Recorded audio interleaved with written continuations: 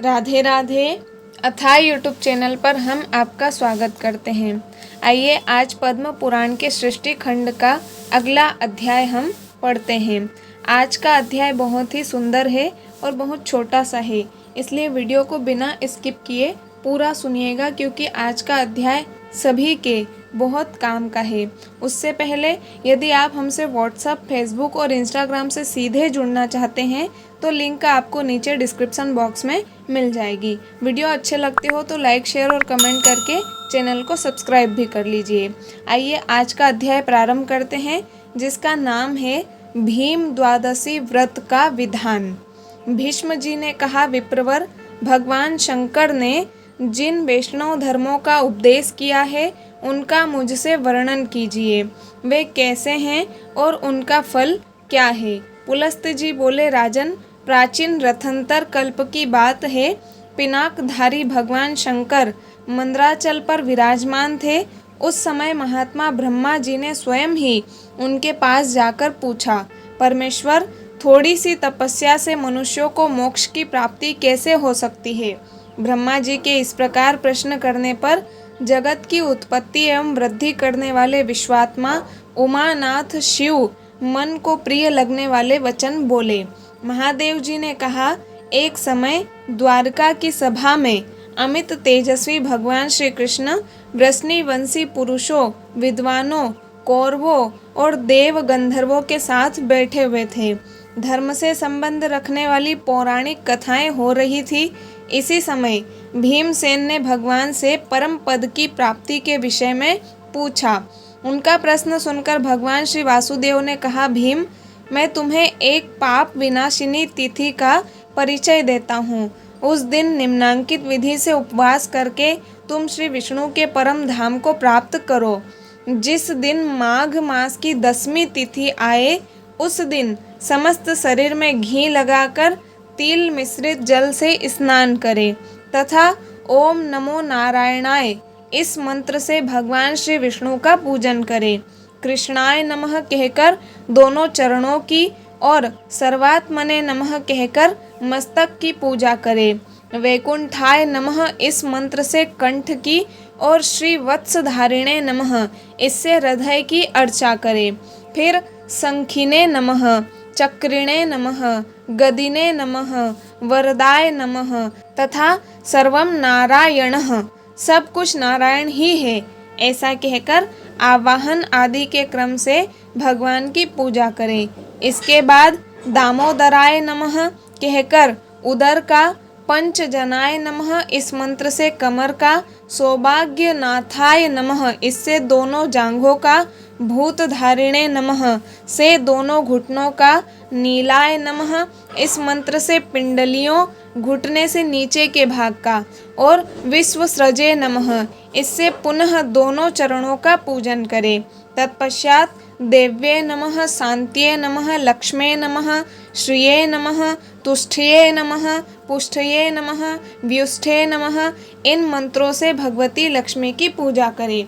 इसके बाद वायुवेगाय नमः, पक्षिणे नमः, विष प्रमथनाय नमः, विहंगनाथाय नमः इन मंत्रों से गरुड़ की पूजा करनी चाहिए।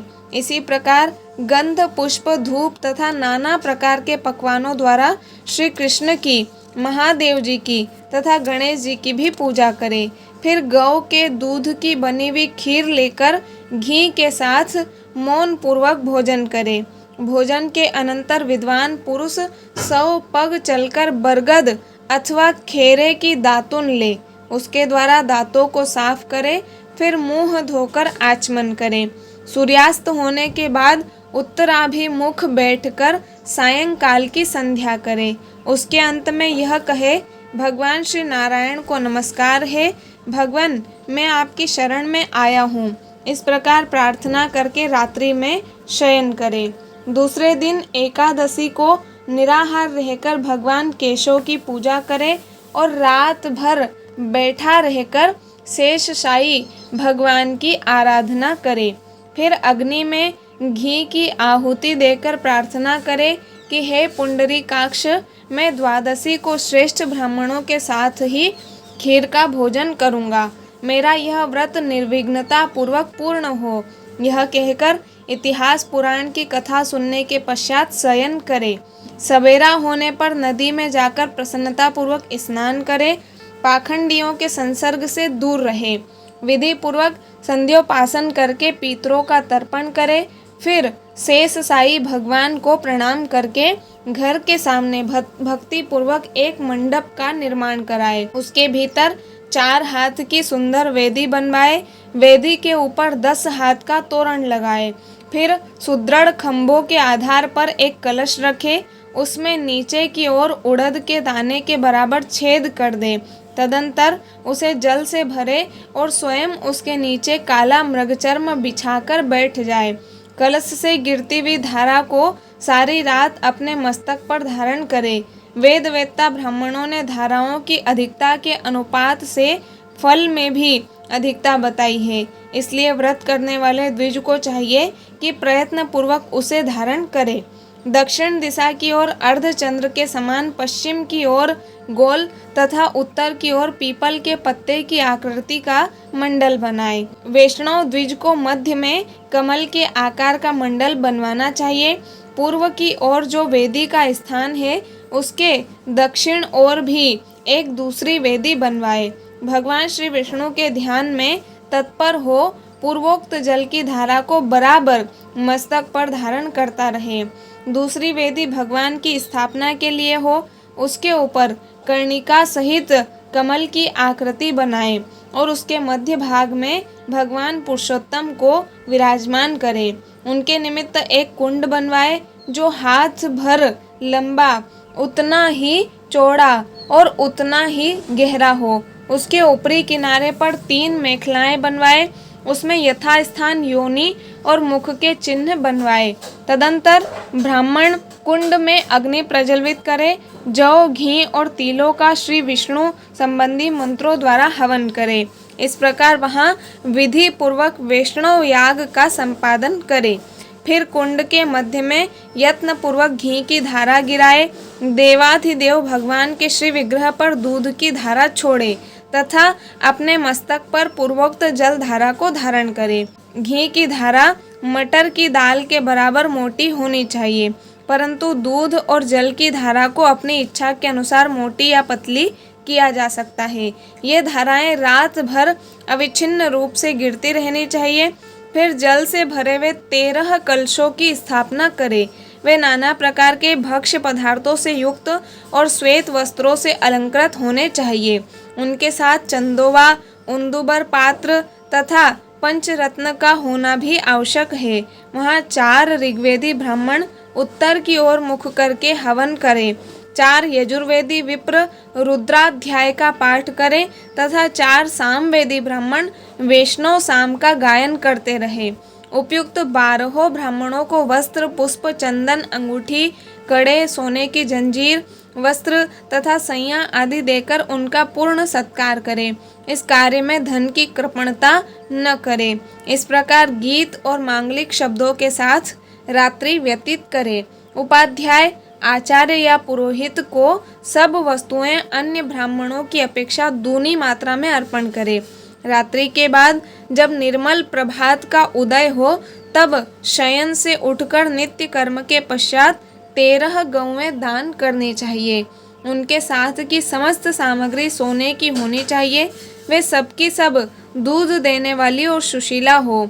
उनके सींग सोने से और खुर चांदी से मढ़े हुए हो तथा उन सबको वस्त्र ओढ़ाकर चंदन से विभूषित किया गया हो। गौओं के साथ कांसी का दोहन पात्र भी होना चाहिए।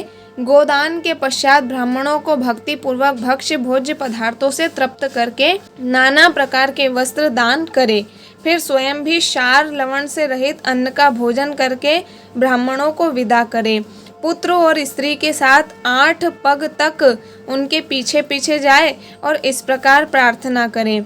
हमारे इस कार्य से देवताओं के स्वामी भगवान श्री विष्णु, जो सबका क्लेश दूर करने वाले हैं, प्रसन्न हो। श्री शिव के हृदय में श्री विष्णु हैं और श्री विष्णु के हृदय में श्री शिव विराजमान हैं। मैं इन दोनों में अंतर नहीं देखता। इस धारणा से मेरा कल्याण हो। यह कहकर उन कलशों गऊओं, शैयाओं तथा वस्त्रों को सब ब्राह्मणों के घर पहुंचवा दे। अधिक सैयाएं सुलभ न हो तो गृहस्थ पुरुष एक ही सैया को सब सामानों से सुसज्जित करके दान करे। भीमसेन वह दिन इतिहास और पुराणों के श्रवण में ही बिताना चाहिए। अतः तुम भी सत्व गुण का आश्रय ले मात्सर्य का त्याग करके इस व्रत का अनुष्ठान करो। यह बहुत गुप्त व्रत है, किंतु स्नेहवश मैंने तुम्हें बता दिया है। वीर, तुम्हारे द्वारा इसका अनुष्ठान होने पर यह व्रत तुम्हारे ही नाम से प्रसिद्ध होगा। इसे लोग भीम द्वादशी कहेंगे। यह भीम द्वादशी सब पापों को हरने वाली और शुभकारिणी होगी।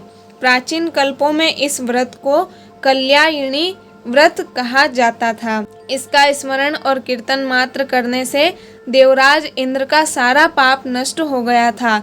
इसी के अनुष्ठान से मेरी प्रिया सत्यभामा ने मुझे पति रूप में प्राप्त किया। इस कल्याणमयी तिथि को सूर्यदेव ने सहस्त्रों धाराओं से स्नान किया था, जिससे उन्हें तेजोमय शरीर की प्राप्ति हुई। इंद्रादि देवताओं तथा करोड़ों दैत्यों ने भी इस व्रत का अनुष्ठान किया है। यदि एक मुख में 10,000 करोड़ अर्थात 1 खरब जिह्वाएं हो तो भी इसके फल का पूरा वर्णन नहीं किया जा सकता।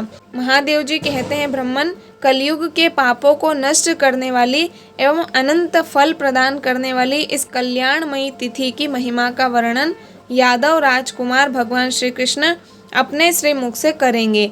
जो इसके व्रत का अनुष्ठान करता है उसके नरक में पड़े हुए पितरों का भी यह उद्धार करने में समर्थ है। जो अत्यंत भक्ति के साथ इस कथा को सुनता तथा दूसरों के उपकार के लिए पढ़ता है, वह भगवान श्री विष्णु का भक्त और इंद्र का भी पूज्य होता है।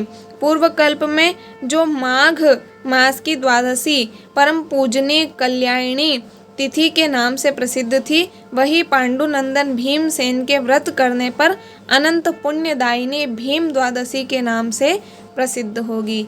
तो बंधुओं, इस प्रकार से हमने इस भीम द्वादशी व्रत के बारे में विस्तार से श्रवण किया।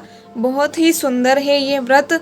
अगर आप कर सको तो कर लीजिएगा, नहीं भी कर सको तो कोई बात नहीं, क्योंकि यहाँ पर कहा गया है कि जो सुनता भी है या पढ़ता भी है वह भी श्री विष्णु का भक्त और इंद्र का पूज्य होता है। तो इस प्रकार से हमने आज के अध्याय को पढ़ा। आपको अच्छा लगा हो तो वीडियो को लाइक, शेयर और कमेंट करके चैनल को सब्सक्राइब अवश्य कर दीजिएगा। अगला अध्याय बहुत ही सुंदर आने वाला है, इसलिए आप उसको बिल्कुल न चूकें। मिलते हैं अगले अध्याय के साथ, तब तक के लिए सभी को राधे राधे।